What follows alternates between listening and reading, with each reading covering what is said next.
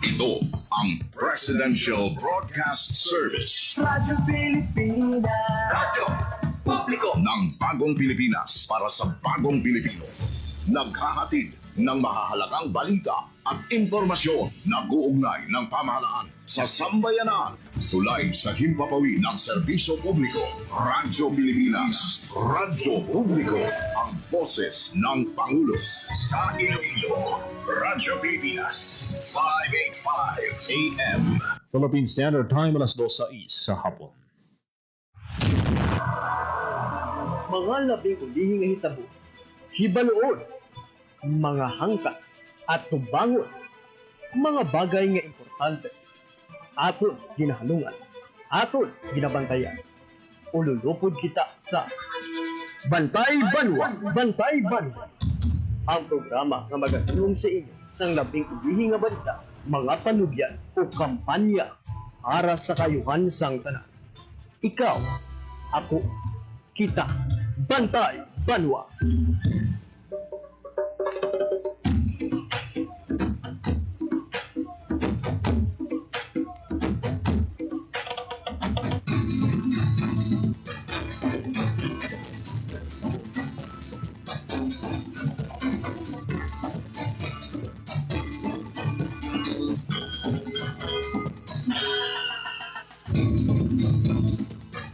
Mayong hapon Western Visayas, mayong hapon syudad kag probinsya sa Iloilo. Welcome sa pagpangalagad sa programa Bantay Banwa. Thank God it's Friday, Enero 23, tuig 2026. Mga kabyanan, mabatsagan tanigid no ang dinagyang festival no diri sa bahin sa syudad sa Iloilo. Matamat na nga nagadamo ang mga tao no nga nagalagaw sa area sang downtown. Kag gina-expect pagid ang damo pagid nga mga activities sa area sang Mandurriao karon sa gabi. Kag subong no ongoing ang fluvial procession. Muni ang sa side no sang dinagyang dapat di tagin pagkalimtan no ang religious aspect sang selebrasyon di pagdayaw kay Senyor Santo Niño.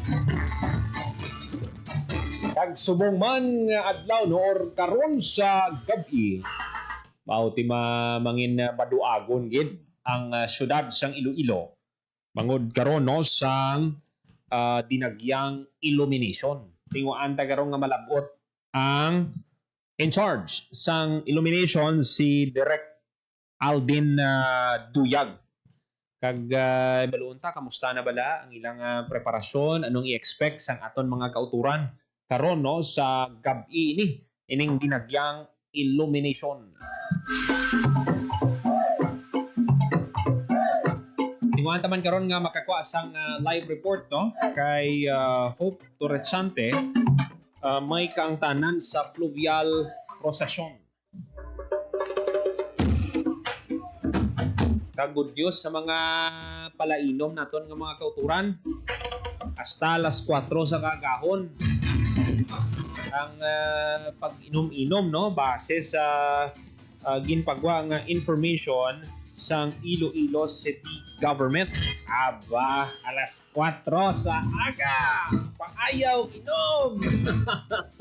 I'm sure lipay gid no ang mga kauturan ta nga manginginom. Pero dapat may ano gyapon hinahinay lang. Balaan nyo man ang limitasyon nyo. Kung hubog na gid gamo do hindi na gid gamo kwanta. Magpuntat na kamo sa pag-inom. Hindi na pag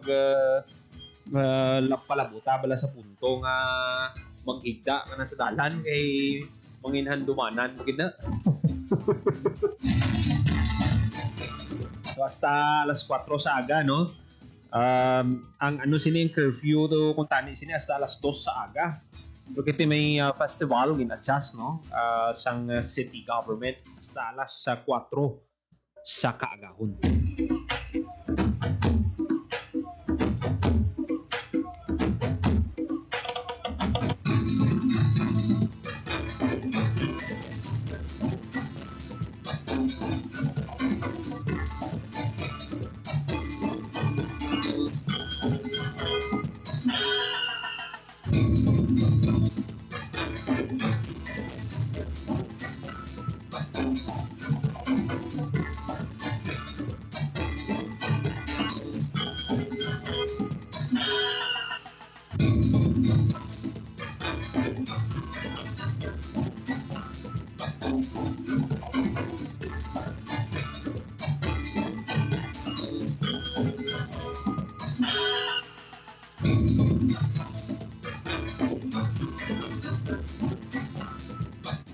Pagkaupod ta sa piyak nga linya, mga kabyanan ang in charge sang illumination.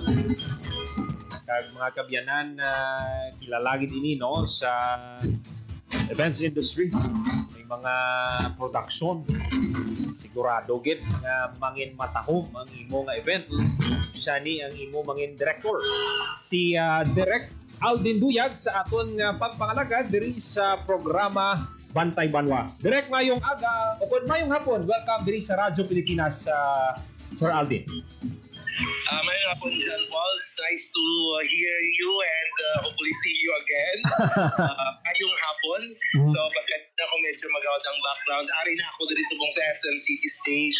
Nag-ready na kami diyang technical team, ang stage management team for the Dinagyang Illumination Festival of Light. Direk, ano ang i-expect, anong lauman sa aton nga mga kauturan nga magatanaw karon sang Dinagyang Illumination of Lights? Okay, thank you. So, bali, gintawag natin ini nga illumination from the word illumination. Pero, notice nyo lang ilang spelling. Because ang ilo, of course, means Iloilo. And ang nation means country because may apat kita ka-competing tribes coming from all parts of the country. From Luzon, Visayas, and Mindanao. Kagini sila nga mga tribes or competing groups, mga lighted festivals ini sila. So, the festival, gina sa ila to yan, lighted.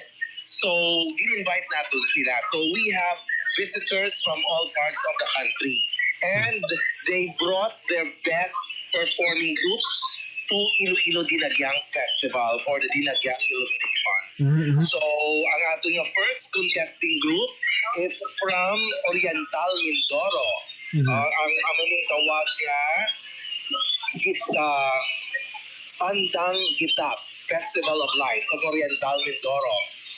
Ang second nato nga competing group halin sa Tugigaraw City. Kalayo kasi nga nila. This is from Northern Luzon. Malayo. Okay. So, amo niyang Paborolon, Afi. Last year, ari man sila pati itong Mindoro Oriental.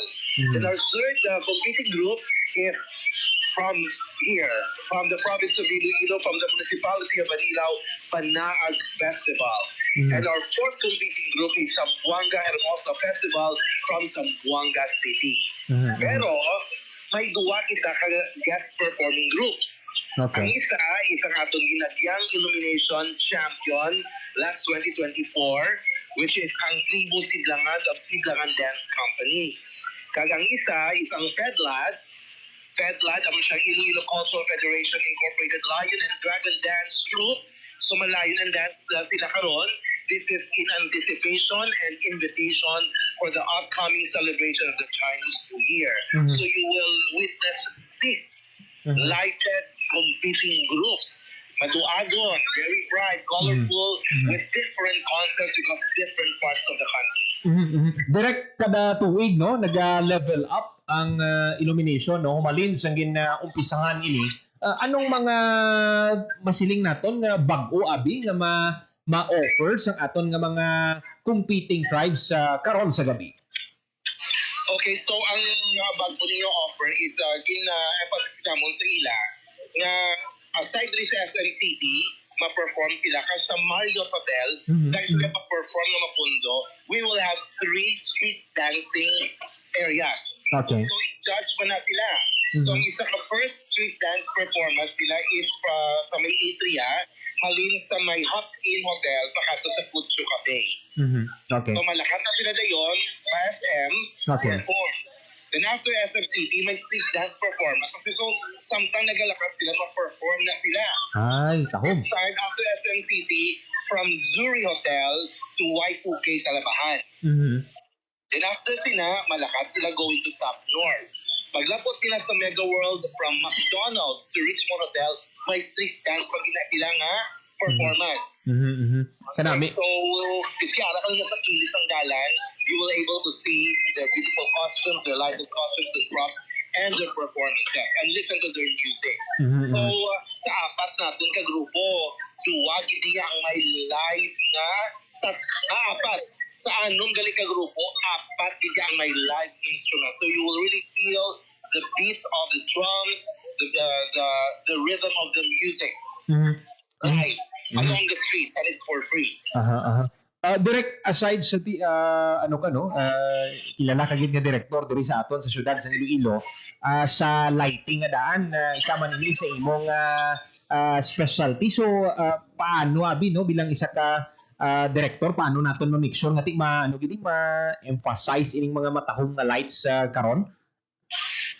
So sa ila nga mga kanya-kanya nga festivals, they already know how to do it.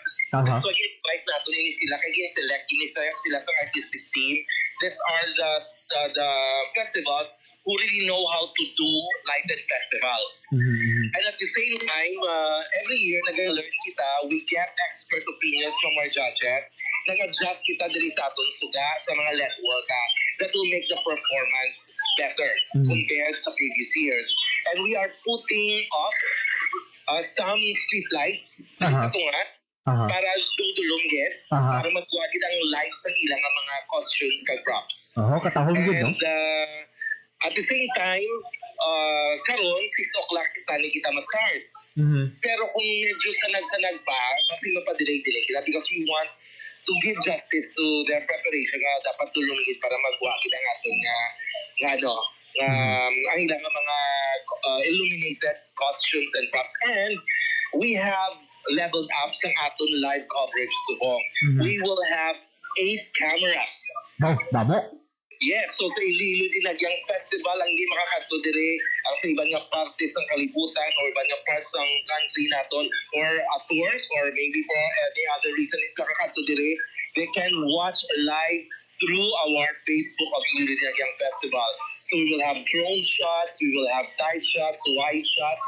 So ganuhan gini kagabi pa lang nag-test na kami sa among mga shots. Ang subong ongoing ang test shots gyapon kag ari naman sa mga PLDT nagatakod na sa amon nga fiber nga source sa internet for an uninterrupted live coverage. Ang kanami sina direct iti ang mga shots gid ya, way gid sang may ma-miss ang aton nga mga kauturan giti 8 ka camera ang ginpreparar for illumination. So ang mga malantaw di sa stage kag sa palibot bulubantay na kay makuha man kami reaction shots on the audience. So pati ma-discover siya or viral siya. Yes. Ay isa pa gali Sir Jan, maano kami aside sa illumination ng mga performing groups, we will have 12 lighted floats again that will come in between. Okay. So may floats parade of lights. So ang una gid nga float nga magasulod is ang lighted float ni Senior Santo Niño. Naging sponsor sang families, ang founders ng Ingo La Paz Patroy de Luzada family of La Paz. Then we will have the BYD, we will have Carlon, we will have Palawan, we have Chowking, Jollibee, Palawan, International Pharmaceutical Incorporated, ang muling makers ng Bioderm, kag sang Efficasen. Kaya yung ginakay managtag, nagkakatanan na mo yung mga fruits managtag sa mga merchandise nila. So get ready. Tapos we also have ang aton defending champion for the past 3 years. Ika-4th year niya, mo tima-4th nila ang Sagility, isa ka DPO din sa Iloilo. And the parade will end with the Ritmo Tambores. So may float na sila sa ilabanda nagalakat. With lighted costumes pa ng ilang mga singers and band members. I'm sure direct excited na ang mga kauturan mga taga diri sa aton sa syudad sa Iloilo kag mga turista nga naghalin pa sa diin man nga bahin sa Pilipinas kag iba no mga foreigners man nagbisita diri no diri sa aton. Kagabi gani Sir John Paul samtang ga blocking may nagistorya sa akon nga bisita from Manila, and it's their first time and they are just so amazed blocking pa lang. So first time na mga taga Manila sila. So wala kauntat ang mga local tourists man naton kato, ang ibang first timers, so meaning nagadugang. Direct luyag naton may baluan, may mga VIPs kita, may mga bisita kita nga gina-expect karon nga mag tan-aw man karon sa illumination. Okay, ang aton nga mga bisita gid is of course ang mga sponsors ta. So, sometimes mga sponsors, di gulpi lang gaw, kadalasan sa mga celebrity endorser na hindi kita kabalo. Surprise. And of course, most likely may mga ambassadors na kita nagkalabot from other parts of the country, ng mga sister cities naton. And then, of course, ang mga local chief executives sa mga LGUs kanagilindra. Ilang mga tourism officers, ilang mga support team will also be here sa stage sa SMCT. Direct? And Yes. ang iba niya float, may mga pa-surprise kung sino ang masakay. Kaya mo nang namin ganita ni Direct kung mabalaan nila kay for sure. Madinaguso ginada mga tao kung mabalaan nila abi sa imo subong no kung sino ining mga bisita. Ay di pagid ko kahamba sila mismo wala sila kapanugit. Pero mahambal ko lang ang mga kabataan basta Jollibee niya nga float, ara na ang bilog nga characters ng Jolly Town. So makita sa mga bata in person ang mga Jollibee characters ng Jolly Town. Ang ilang mga idol ng mga Jolly Town characters makita nila in person. Okay. Direct, inong masako ka pa dira subong no kag luyag lang naton mag ngayos ang imong imbitasyon para sa aton nga mga kauturan karon no nga maglantaw sang illumination dira karon no sa area sang Mandurriao Direct Alden Duyag. Okay, so hello Ilonggo community, hello world. Ini-invite namon kamo tanan nga magkadto diri karon o pwede man subong mamat-amat na kamo para sa dinagyang illumination.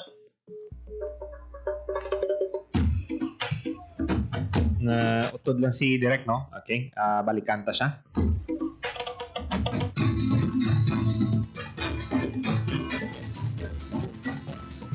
Nagapanumbalik sa piyak nga linya si Direct Alvin sa iyang imbitasyon. Direct? Maayong hapon liwat, Iloilo, kagilog na ka Pilipinas and even bilog na kalibutan. I-invite namon kamo tanan nga magkadto diri subong sa area ng Atria, SMCT kag Mega World para magbantay sa dinagyang Illumination Festival of Lights and the Floats Parade of Lights 2026. There will be 4 competing groups, 2 guest performing groups, and we have 12 lighted floats that will be illuminating the entire streets of Iloilo. So alas 6, magasugod ang street dancing sa Atria, the first performance area sa SMCT, street dancing sa Zuri, pakato sa Y2K, next street dancing sa may Mega World na from McDonald's to Richmond, and the last performing area, kung maggapihan ka mo, kato ka mo to sa matubang sa Marriott Hotel. And you're gonna enjoy this because wala init, matutong ang hangin. So manami kung may upod ka para may Okay, so we do hope that you all come here and enjoy the Dinagyang Illumination Festival of Lights. Kaya ang atong gina-wish diri, maging long-term goal nato na Iloilo will be the capital of all lighted festivals. Kaya kita ang ga-host sa tanang lighted festival sa Biliga, Pilipinas. So amat-amat tali, interested ang atong mga ginapang invite. So we hope every year madugang. Kaya madugang atong mga bisita. Okay. With this, madamogit na salamat, Direct Alden Duyag, ang in charge sang Dinagyang Illumination Festival of Lights. Salamat kid, Direct, no, sa tiyempong inatang mo sa Radyo Pilipinas, Iloilo. Thank you, man, and happy Dinagyang and Viva Señor Santo Niño. Matiyan mga kabyanan, si Direct Alden Duyag, ang in charge sang Dinagyang Illumination Festival of Lights.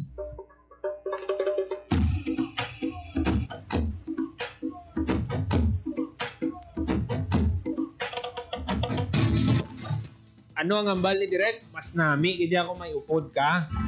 Sa mga single, dira.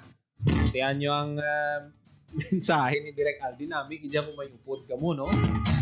Hindi ba na necessary nga igugid? Yung pamilya mo mga mata mo dira, mga friends mo. Kasadyagin, no?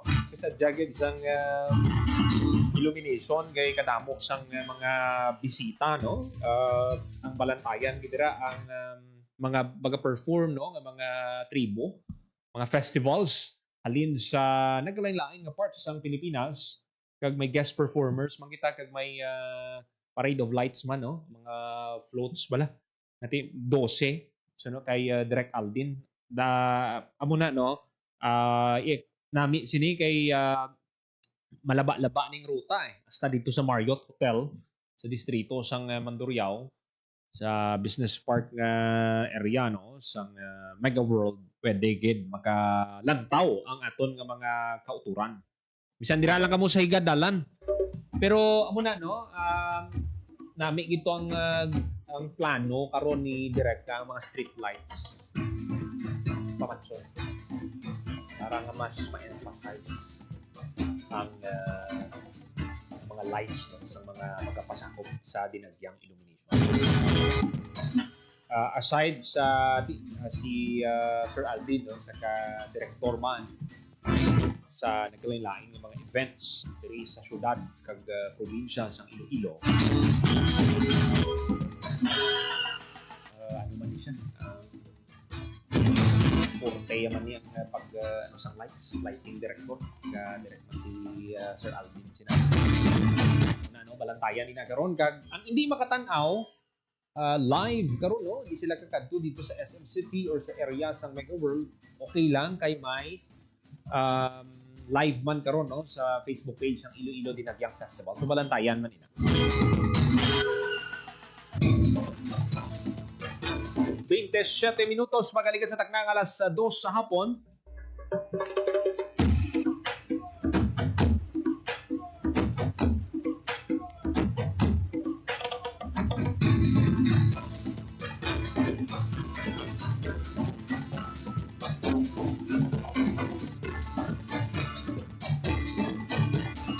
Gatag lang kita sa pila ka mga panumdo magabalik lang ang programa Bantay Banwa.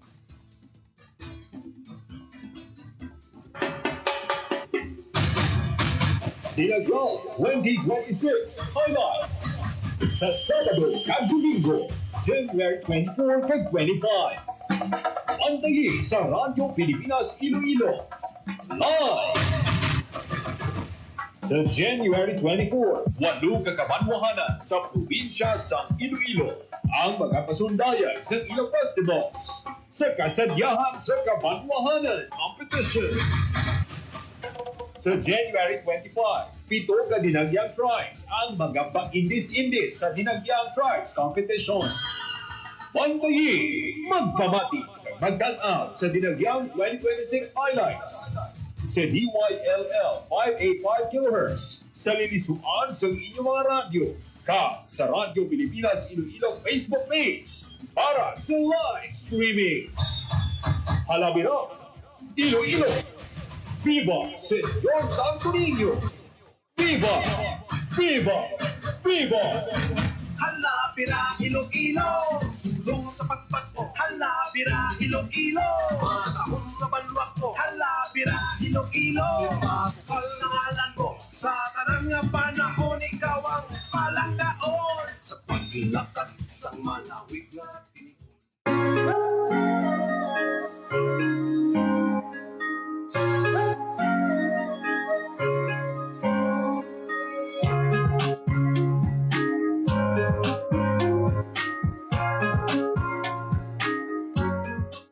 Sabi ko, napakagandang collaboration ito ng ating Radyo Pilipinas as the public radio of the Philippines sapagkat ang collaboration ay sa pamamagitan ng paglalagay mismo ng isang radio station sa loob ng universidad. Meaning, nasa pusod na kayo where thousands of students ay naririto. And right now, we have a very, very active collaboration sa mga estudyante. As I mentioned, this is really a continuous engagement. It will be a great opportunity to work with the Radio Pilipinas being our partner. Because we believe that the university could not exist without our collaborations. And we have already some initial talks with DG Amparo, Dindo kanina on how would we maximize the potentials of our students, our faculty in the university.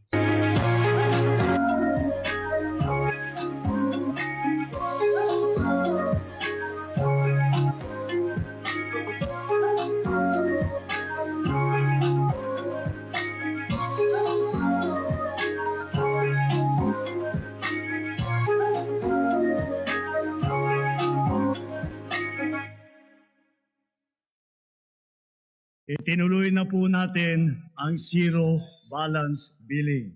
Libre po.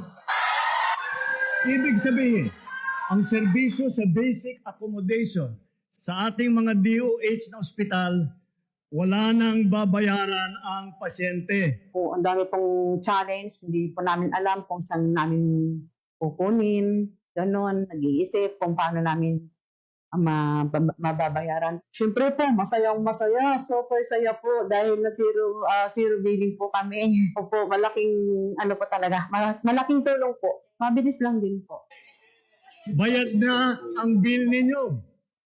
Uulitin ko, wala nang kailangan bayaran ng pasyente basta sa DOH Hospital dahil bayad na po ang bill ninyo. Naiiyak ako kasi sobrang saya. Maraming salamat po, Mr. President Bongbong Marcos Jr.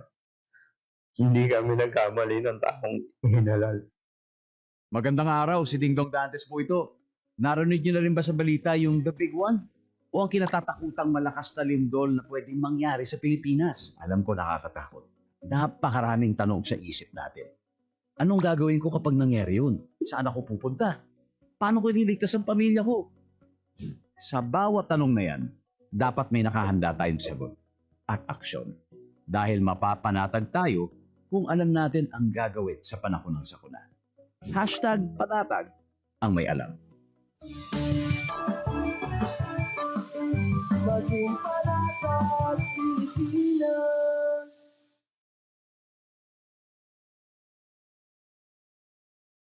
Magandang araw, si Dingdong Dantes po ito. Binahaba ang bahay mo. May simple checklist ako para sa'yo. Una, check your outlets. Tignan kung walang cable na basa o nakababad sa baha bago buksan ang main switch. Pangalawa, check your surroundings. I-check kung may mga naipong tubig sa mga paso o gulong o iba pang maaaring bahaya ng lamok para maiwasan naman ang pagkalat ng dengue. And last, but definitely not the least, i-check ang sarili at ang pamilya. Kumonsulta sa health center o sa inyong doktor kung may nararamdamang sakit. Check, check, check! Ingat always, mga kababayan. #panatag ang may alam. Maging panatag, Pilipinas.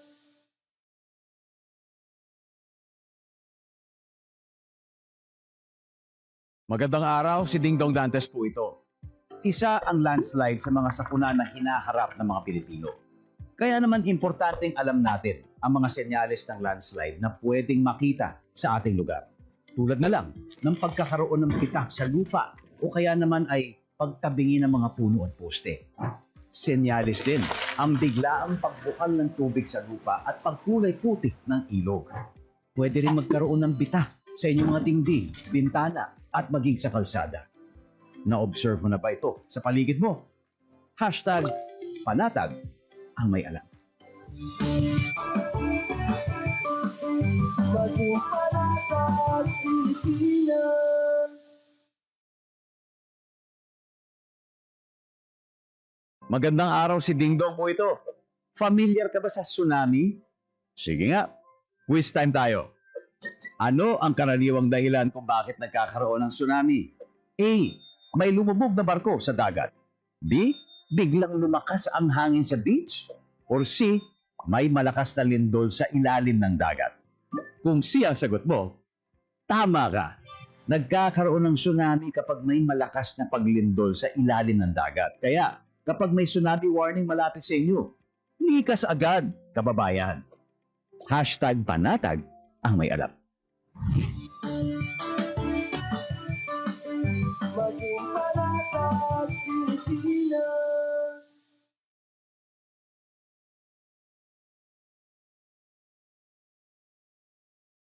Magandang araw, si Dingdong po ito. Tagbagyo na naman, kaya tara samahan niyo kung i-remind ang mga kababayan nating magsasaka at mangingisda. Say aha. A for ani. Hanggat maaari, anihin na natin ang mga pananim para hindi tumasayang sakaling bahain ang inyong taniman. Next, H. Hayop. Ilikas natin sa mataas na lugar ang mga alagang hayop tulad ng baboy, kambing, baka at iba pa. Huwag rin kalimutan ang pets natin, ha? At A for alon. Paalalahanan ang mga kapamilya nating mangingisda na huwag na munang pumalaot. Say it with me? Aha! Para safe ang lahat sa panahon ng sakuna. Hashtag panatag ang may alam. Maging panatag, Pilipinas.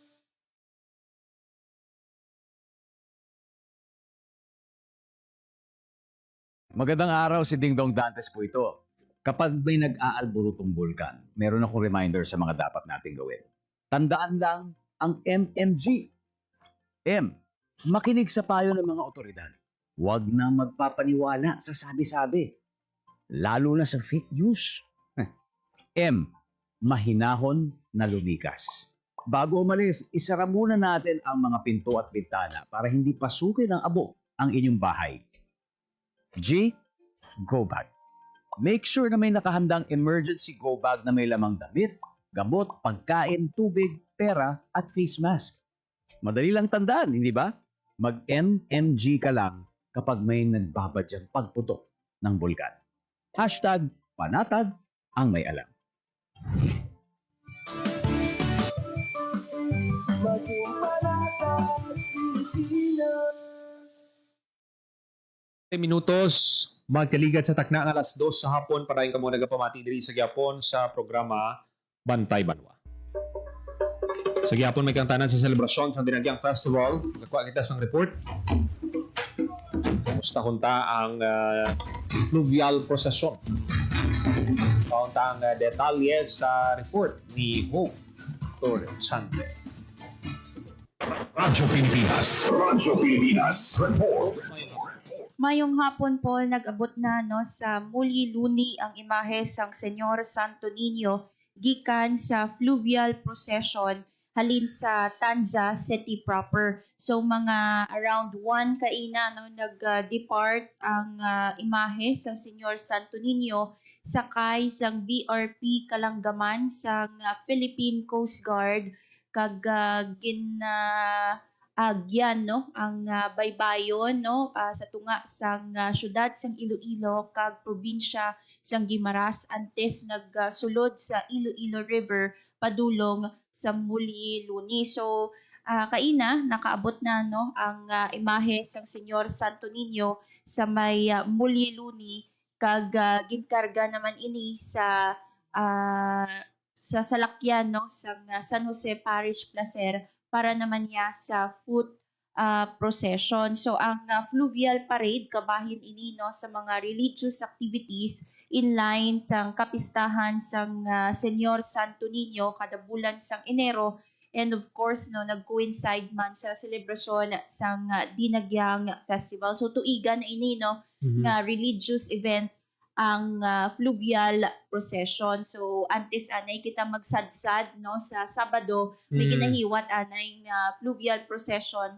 and solemn foot procession sa syudad sang Iloilo, and subong inaadlaw Friday, January 23. So in relation man dira all sa may fluvial procession, since nga expected gid man to in the afternoon nagtakop ng fluvial procession, and nagsugod naman niya ang foot procession, and 5:30 PM karon sa hapon mahiwaton nga blessing sa mga imahe sang Senyor Santo Niño sa San Jose Parish Placer. So ang end sang procession is ang simbahan ang San Jose Parish Placer sa Plaza Libertad sa city proper, and right after that 5:30 kung may ara kamo sa mga imahe sa Senyor Santo Niño, may hiwaton nga blessing sa mga Santo Niño images. And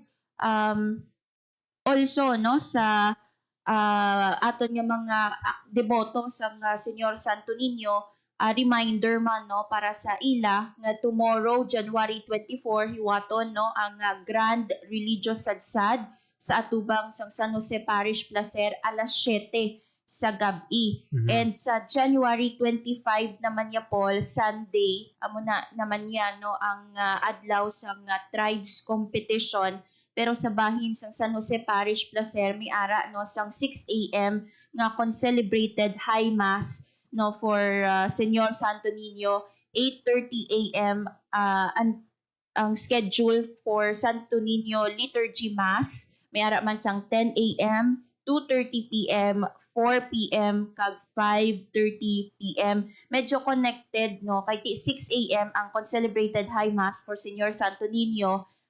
Right after that ginalauman nga sugod man no ang programa for the Dinagyang Tribes Competition. Nangin kumbaga naging practice ni na Paul no nga kada Sabado sa highlights ng Dinagyang Festival may ginahiwat nga misa and followed by the program proper no sa and competition proper sa Dinagyang Tribes Competition. So at least no may idea ang ato ng mga deboto sa Señor Santo Niño diri sa may syudad kag probinsya sang Iloilo. And kaina since nga may ara sang fluvial procession ang mga katapo no sang ICTTMO naglapta sa bilog nga syudad sang Iloilo iniagod nga magbulig sa pag-delegate sang traffic sa syudad sang Iloilo because of the foot procession nga after no sang fluvial procession.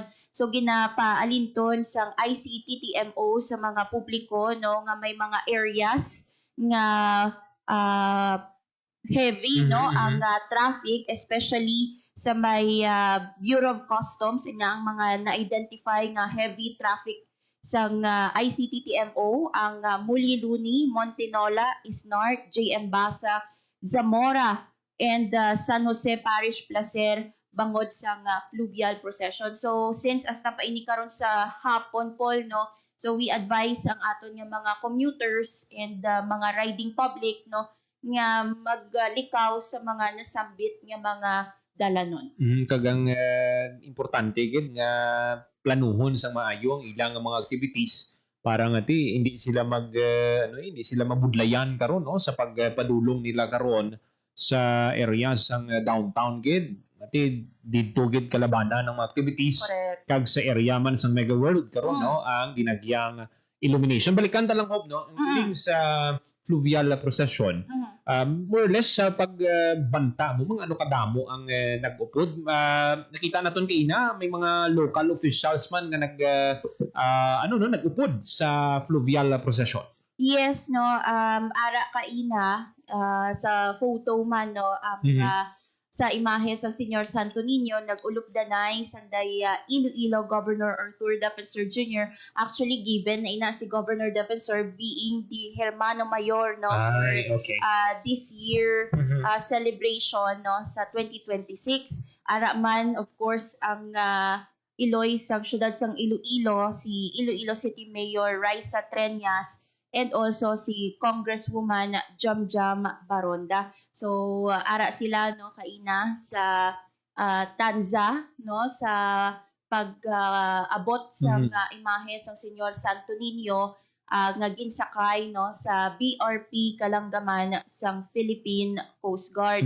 And sa ilang sa aton nga pag-observe no sa fluvial procession duha ka barko sang Philippine Coast Guard ang nag-upod no ang 2404 kag ang 2403 nga sakayan sa Philippine Coast Guard. Medyo dako ang isa ang kay duha di ba ang isa ka barko ginasakyan sa Señor Santo Niño and the other no medyo dako na siya kay dira ya nakasakay ang iban pa nga mga deboto sa Señor Santo Niño. Sa video Hope no nga gagwa karon amo ni ang dako nga barko yes. Dira si Señor Santo Niño hindi sa unahan gidya si right after sang kita nyo to no may nakita gin pa flash nato ng video may mga dragon boat prior and then followed by the